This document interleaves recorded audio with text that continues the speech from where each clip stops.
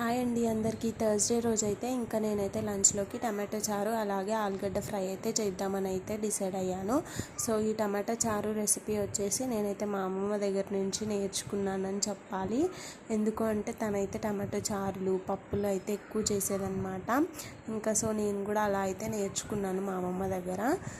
So taste అయితే చాలా బాగుంటుంది. సో ఇందులో మేమైతే ఒక సీక్రెట్ వేస్తాం. సీక్రెట్ అని ఏం కాదు, ఇంకెవరైనా వేస్తారేమో నాకు తెలీదు, బట్ మేమైతే వేస్తాము. ఏంటి అంటే ఒక కొంచెం జీలకర్ర అండ్ అలాగే ఒక 4 వెల్లుల్లి అండ్ కొత్తిమీర వేసి బాగా దంచేసుకుంటాం అన్నమాట. దొడ్డు బొడ్డుగా దంచుకున్న తర్వాతకి ఇలా జీలకర్ర ఆవాలు వేసిన తర్వాత తాలింపు వేస్తే ఆ స్మెల్కే అసలు టమాటో చారు గుమగుమలాడిపోతుంది అన్నమాట.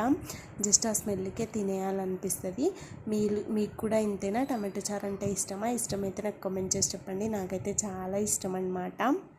కాకపోతే ఇక్కడ పోపు అయితే కొంచెం మాడిపోయి